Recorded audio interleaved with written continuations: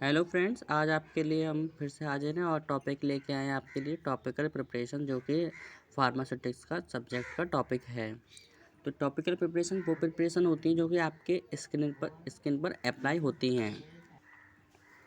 जो आपके topical preparations हैं वो मोस्टली आपकी preparation semi solid dosage form में आती हैं। तो जो ऑइंटमेंट्स होती हैं वो एक एग्जांपल है सेमी सॉलिड डोसेज फॉर्म का।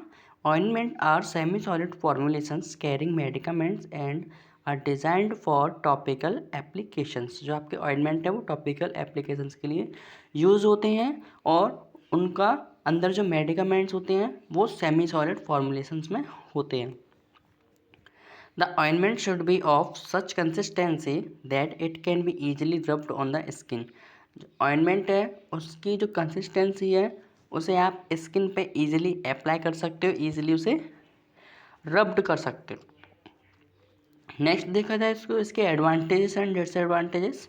एडवांटेजेस में they are easy to handle then the bulky liquid dosage form. इसे हम इजीली हैंडल कर सकते हैं according to liquid dosage form के। Patient sensitive to parenteral and oral routes prefer ointments. जो patient parenteral route और oral route से डरते हैं, सेंसिटिव होते हैं, वो ऑइंटमेंट को यूज़ करना ज़्यादा प्रेफर करते हैं। नेक्स्ट है disadvantages, they are bulkier than the solid dosage forms.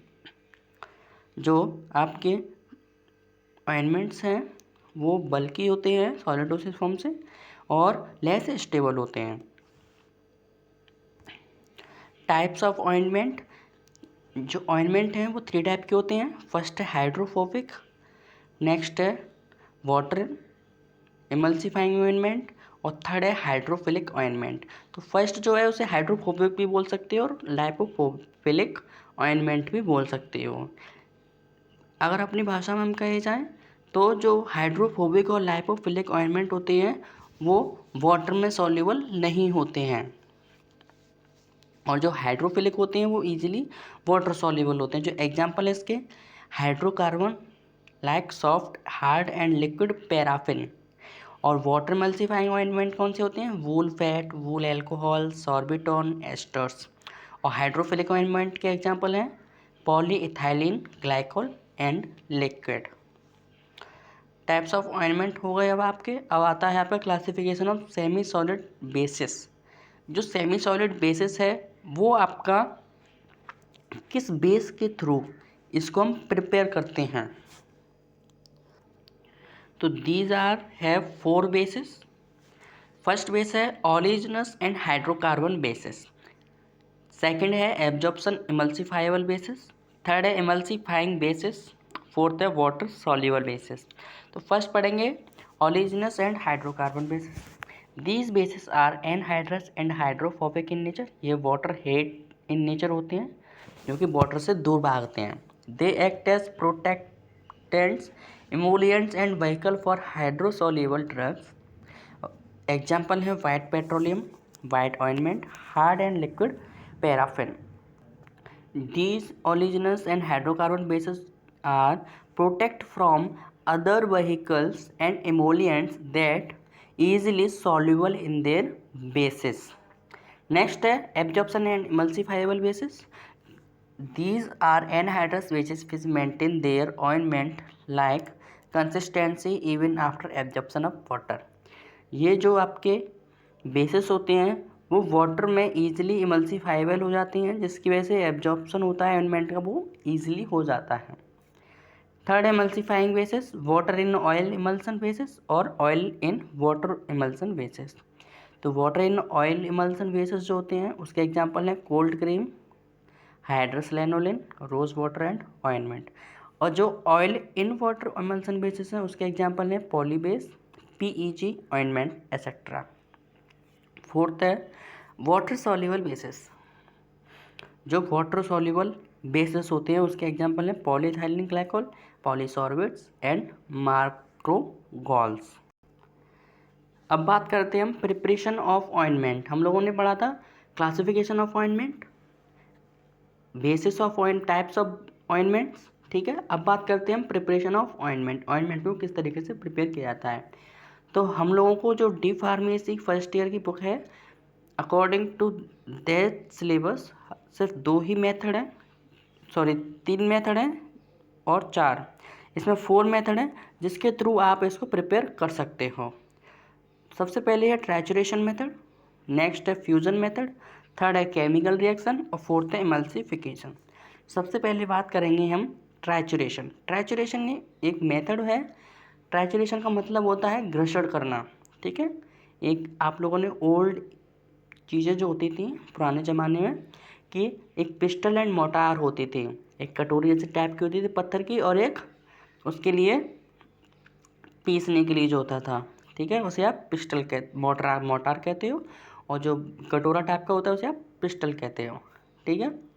तो ट्रैचुरेशन मेथड जो होता है उसमें आप क्या करते हो, 2 बेसिस को आपस में मिक्स करते हो, फिर उसे ट्रैचुरेट करते हो, पीसते हो एक तरीके से, ठीक है। जैसे हम पढ़ते हैं mortar and pestle, it is for small quantities of liquid to the base और for manufacturing ointment in small quantities. जो मोटार एंड पिस्टल को यूज़ करते हो एज अ ट्रैचुरेशन, उसमें आप उसे सिर्फ स्मॉल क्वांटिटीज़ के लिए यूज़ कर सकते हो, ठीक है।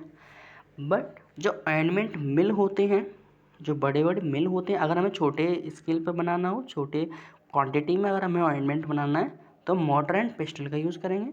अगर हमें ऑइंटमेंट हमारा लार्ज बेसिस पे बनाना हो, लार्ज अमाउंट में बनाना हो, तो उसके लिए हम ऑइंटमेंट मिल का यूज़ करेंगे। It is for large scale ointment manufacturing prefers mills to obtain uniform and smooth ointment preparation with gritty particles are also passed through the mill। जब ऑइंटमेंट मिल को हम यूज़ करते हैं उसे हम लार्ज स्केल पे यूज़ कर सकते हैं, और जो ऑइंटमेंट होता है वो एकदम यूनिफॉर्म होता है। कहीं से भी अगर एक पार्टिकल आप उठाते हो ऑइंटमेंट का तो उसमें प्रॉपर आपकी फॉर्मुलेशन पाई जाती है, और स्मूथ होता है वो, ठीक है। उसके जो ग्रिटी पार्टिकल होते हैं वो ईजिली मिल से पास हो जाते हैं। ग्रिटी पार्टिकल्स जो होते हैं, जो बहुत कठोर पार्टिकल्स होते हैं, उन्हें आप ईजिली मिल से पास करवा सकते हो, वो भी आराम से उसके अंदर क्रश हो जाते हैं। नेक्स्ट है fusion. In this method the ingredients to be incorporated are mixed, heated, melted and cooled together with continuous stirring till the mixture congeals and solidifies। Fusion एक ऐसा मेथड है जिसमें आप सारे इंग्रेडिएंट को पहले मिक्स करते हो, फिर उसे हीट करते हो, फिर उसे मेल्ट करते हो, फिर उसे कूल करते हो, और कंटिन्यूस आप उसे स्ट्रिंग करते हो। स्ट्रिंग करने का मतलब होता है उसे आप ईजिली डिज़ोल्व करते हो, मिलाते हो आपस में।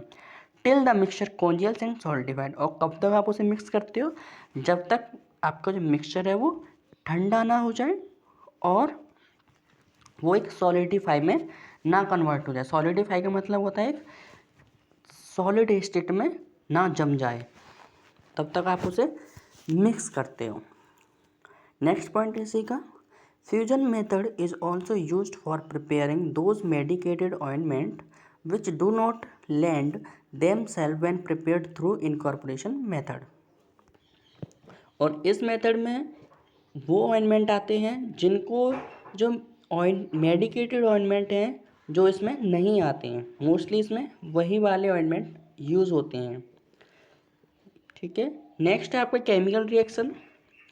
केमिकल रिएक्शन में है, with the help of chemical reactions iodine is dissolve in aqueous potassium iodide solution, then wool fat and yellows of paraffin are melted together and temperature is maintained at 40 degree Celsius. जो chemical reaction के through अगर हम ointment prepare करते हैं तो उसके लिए हमें केमिकल रिएक्शंस करवानी सब पड़ती हैं उसके लिए, ठीक है।